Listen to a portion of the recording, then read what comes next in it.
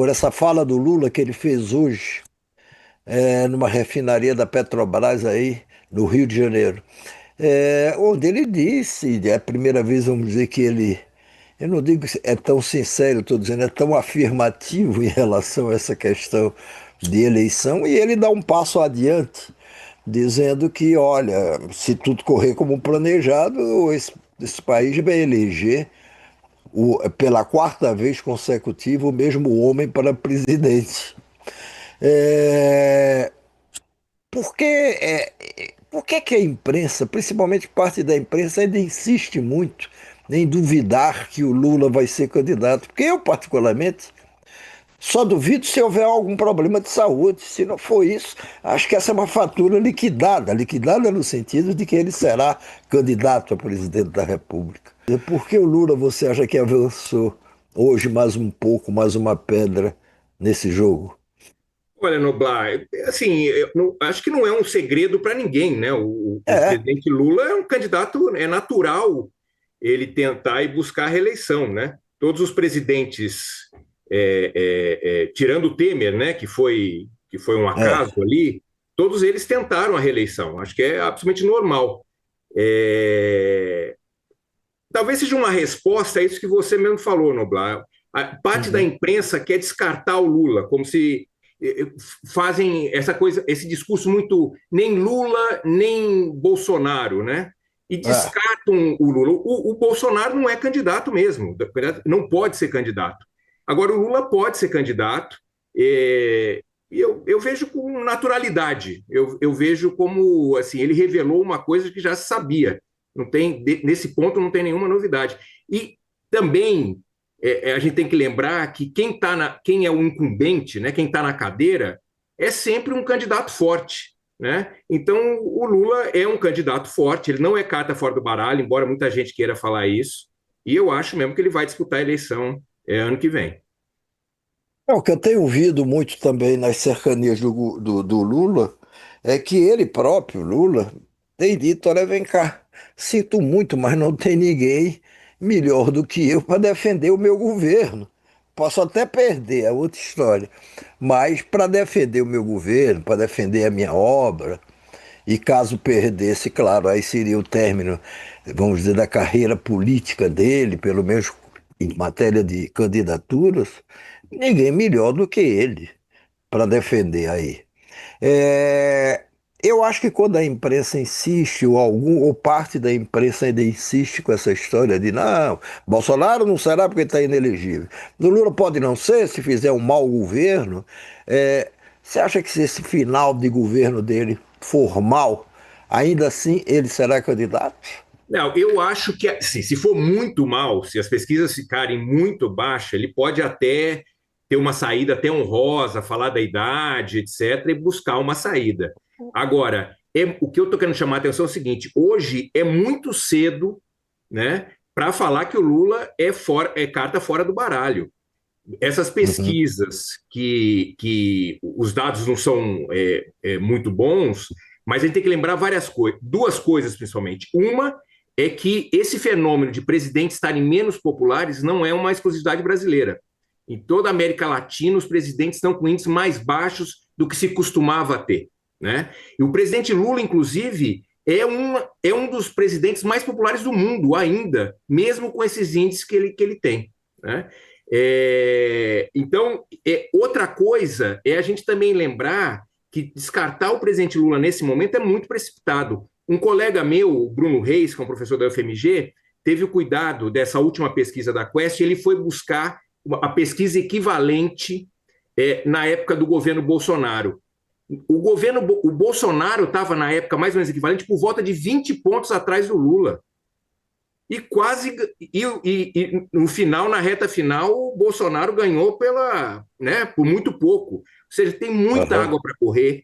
Quem está querendo decretar o fim, a morte política, vamos dizer assim, do presidente Lula, esquece que o presidente Lula já renasceu várias vezes. Eu acho que ele é um nome forte, é muito competitivo e é o grande nome da esquerda brasileira. Quem está em pior situação nesse momento, em certo sentido, é a direita e a extrema-direita que não tem um nome, né?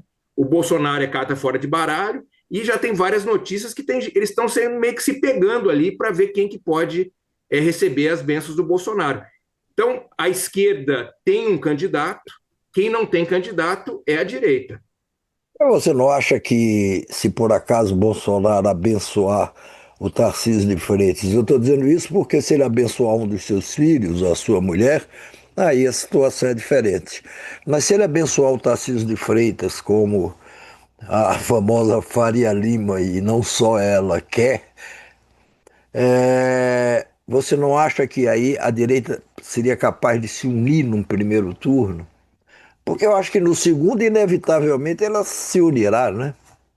Eu acho que ele parece ser o nome mais forte, né? E ele é considerado, vamos dizer assim, uma extrema direita que come com talheres, né? Ele às vezes querem moderá-lo, né? Ele é uma pessoa Essa, muito afinada com o Bolsonaro, mas querem vendê-lo, né, como uma espécie de direita mais moderada. Agora, ele também, eu acho que ele vai fazer cálculos políticos, né? Assim como o Lula. Se ele perceber que o presidente Lula é muito competitivo e é o favorito, a pergunta é por que ele vai abrir mão de uma reeleição dada como certa em São Paulo para arriscar a presidência se o Lula tiver forte, né? Eu acho que está todo mundo ainda, pelo menos desse lado, esperando ver quem pisca primeiro. Os filhos do Bolsonaro têm menos a perder, né? Eu acho que o Tarcísio tem mais a perder em assumir nesse momento uma candidatura. Eu acho que ele vai manter ali em fogo baixo o nome dele, né?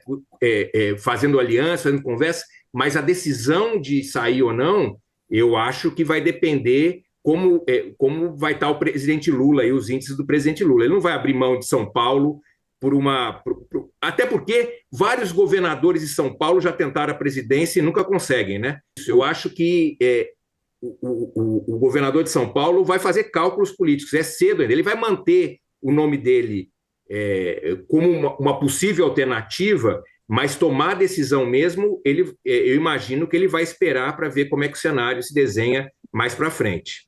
Mas no cenário de hoje, se fosse o Lula, parece ter um piso. Ele não vai baixar muito de 28, 30% de popularidade ou de intenção de voto.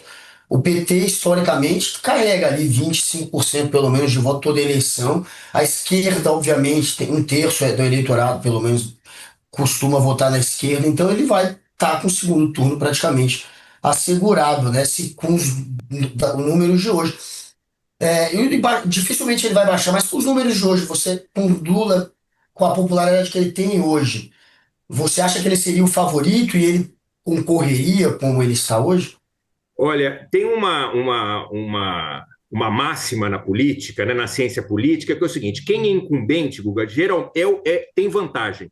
O índice de reeleição de incumbentes, quando você pega no mundo, de prefeitos, governadores, presidentes em eleições no mundo inteiro, é mais de 80%. Né? Reeleição é o mais comum nas democracias. Os últimos dados estão relativizando um pouco isso. Como eu falei, estão caindo os índices de apoio dos presidentes e há reversões. O próprio Bolsonaro não foi reeleito, né? Mas se a gente entender que esses dados dizem alguma coisa, eu diria que sim, nesse momento, o presidente Lula é o favorito. agora, me diga uma coisa, você lembrou aí é, que, que a aprovação dos presidentes tem caído. Me parece que não só na América Latina, mas principalmente na América Latina. Isso se deve a quê? Olha, Noblar, essa é uma pergunta que eu confesso para você que eu não tenho a resposta definitiva. Tem várias explicações, né? No nosso Aham. caso, tem muita gente tentando explicar por um certo cansaço, né? Ou aqueles planos que no momento foram muito importantes para trazer os mais pobres, né? Pro mercado, para a universidade, etc., hoje não são vistos mais como conquistas, vamos dizer assim, vindas do governo, mas como naturalizaram essas questões. Há um certo cansaço. Porque se você olha a economia, né, esse governo está entregando bons números. Hoje, essa semana, a gente teve o dólar mais baixo nos últimos tempos, bolsa subindo, quase pleno emprego, PIB crescendo, renda aumentando acima da inflação. Os dados econômicos são muito bons, né? Lembra aquela frase? Economia é estúpido, né? As É pessoas verdade. votam com o bolso. O que está sendo questionado muito, e tem muita gente discutindo isso na ciência política, é se esse voto pelo bolso é ainda tão determinante. Então, essa é uma questão muito no Brasil. Tem outros fenômenos também, né? Você tem uma extrema-direita que renasceu no mundo aí, que está corroendo, se aproveita da democracia, mas nem sempre tem os compromissos democráticos, né? As mídias sociais, tem muita gente tentando explicar, Noblar, não tem uma explicação única. O fato é que aqueles índices, o Lula, lembra, o Lula saiu do segundo mandato com 85% de aprovação, né? Isso dificilmente vai se repetir, não é mais uma meta razoável, né? Agora, a gente tem que pensar que uma coisa também é o ótimo bom, né? Outra coisa é o regular. O regular é aquele que pode ainda disputar. E quando você soma essas coisas, o governo tem mais de 50%, né? Eu acho que o governo está investindo nisso. Eu acho que está sentindo nesse momento, nessa última semana, que talvez tenha encontrado aí um discurso para retomar o espaço. Que eu imagino que a gente vai conversar em algum momento, essa Claro. questão aí dos pobres, do rico, dos impostos e tal, está dando sinais que parece que está tendo boas respostas. Então, eu acho que isso, inclusive, explica talvez um pouco o entusiasmo hoje do presidente durante o discurso, ter falado tão abertamente sobre reeleição. Esse país muitas vezes foi governado para 35% da população. Esse país era governado para 35% da população. Governar para 100% é mais complicado, exige mais sacrifício, exige mais trabalho, exige mais fraternidade, mais compreensão, mais carinho. E o que é duro é que as pessoas não querem ceder. O que é duro é que quem tem privilégio não quer abrir mão do privilégio. Parece que tem uma briga entre o governo e o Congresso Nacional. Deixa eu dizer para vocês uma coisa. Depois do Getúlio Vargas e do Dom Pedro II, eu sou o mais longevo dirigente desse país. O Getúlio teve 15 anos que ele não foi eleito, né? Ele foi tido como ditador. Mas mesmo como ditador, foi ele que fez a consolidação da lei do trabalho, porque a gente vivia como escravo. Depois de Getúlio, vejam se vocês lembram um governo que fez política de inclusão social. Se vocês encontrarem outros, me falem. Porque a verdade é que teve Getúlio e teve o Lula. Sabe? Falar uma coisa do Congresso e eu não falei uma coisa do Congresso. Deixa eu falar uma coisa para o Congresso, porque parece que tem uma guerra entre o governo e o Congresso. Deixa eu falar uma coisa, eu sou muito agradecido à relação que eu tenho com o Congresso Nacional. Até agora, nesses 2 anos e meio, o Congresso aprovou 99% das coisas que nós mandamos ao Congresso. Acho que nem no governo Sarney, acho que nem no governo Fernando Henrique Cardoso, acho que nem no governo de ninguém se aprovou tanto, nem no governo Bolsonaro se aprovou tanta coisa como se aprovou agora. Então, eu sou grato ao Congresso Nacional. Quando tem uma divergência, é bom. Sabe por quê? Porque a gente senta na mesa, vai conversar e resolve. O governo pensa uma coisa, o Congresso está pensando outra, nós vamos resolver isso numa mesa de negociação. Eu não quero nervosismo, porque eu só tenho 1 ano e meio de mandato. E tem gente que pensa que o governo já acabou. Tem gente que já está pensando em eleição. Eles não sabem o que eu estou pensando. Então se preparem, porque se tudo tiver como eu estou pensando, esse país vai ter pela primeira vez um presidente eleito 4 vezes pelo braço do povo. Se preparem. É, Se prepara.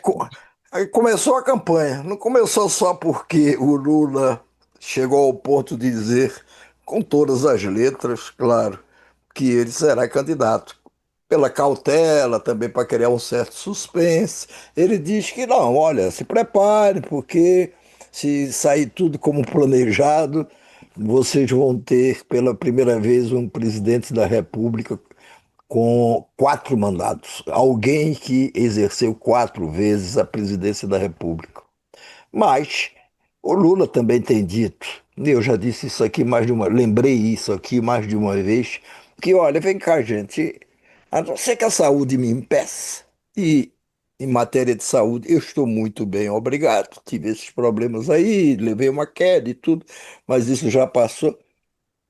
A não ser que a saúde impere minha vida, em definitivo, eu não tenho ninguém melhor candidato do que eu para ganhar essa eleição. E mesmo que até perca, e isso, claro, ele não admite em público, e jamais vai admitir, que nenhum candidato admite, olha, se eu perder, ninguém fala isso. É, mas ele, na intimidade, fala, olha, se acontecer um acidente aí, eu perder, eu terei sido o candidato que melhor defendeu a minha obra. Pois Porque é. minha trajetória política, pelo menos do ponto de vista de candidatura, ela terminará com a conquista de um novo mandato ou com a não conquista de um novo mandato. E aí, quem nós temos para defender melhor o que a gente fez e o que ele, Lula, fez? Eu. Então, ponto. Agora, se fica, somente parte da imprensa duvidando disso, eu acho que é um pouco por prazer de duvidar, por um prazer também de não pôr fim a essa discussão e também por um pouco de má vontade, né? Um pouco de Sempre, má né? vontade. Quando ele teve esses problemas de saúde decorrentes de uma queda, depois de um problema de hemorragia que teve, o problemas no. Enfim, só se falava que tinha acabado. Olha, agora não dá mais. Antes disso, só se falava, olha, ele é velho demais. Ele não vai se eleger. Aí se citava o Biden, não sei o quê, que ficou senil enquanto era presidente. Essa vai ser uma onda que vai voltar, mas Pois é. que na época em que ela se formou, era dado como, olha, é certo, não dá, é velho demais, aí, ó, doente, não vai aguentar, não sei o quê, e está aguentando, e não está dando sinais de esmorecimento. Mas a má vontade da imprensa com o Lula sempre existiu, né? E ontem, assistindo o Jornal Nacional, a gente teve mais um exemplo da má vontade. Foi padrão Globo de jornalismo, mas padrão Globo da década de 80, quando eles faziam campanha para o Collor contra o Lula. Porque pegar um monte de meme da militância, que não tem ali ataque à democracia, não tem fake news, não tem nada. É o jogo político, coisa que está na internet. Fazer uma matéria de 7 minutos. Aliás, foi a cereja do bolo para quem faz os memes, porque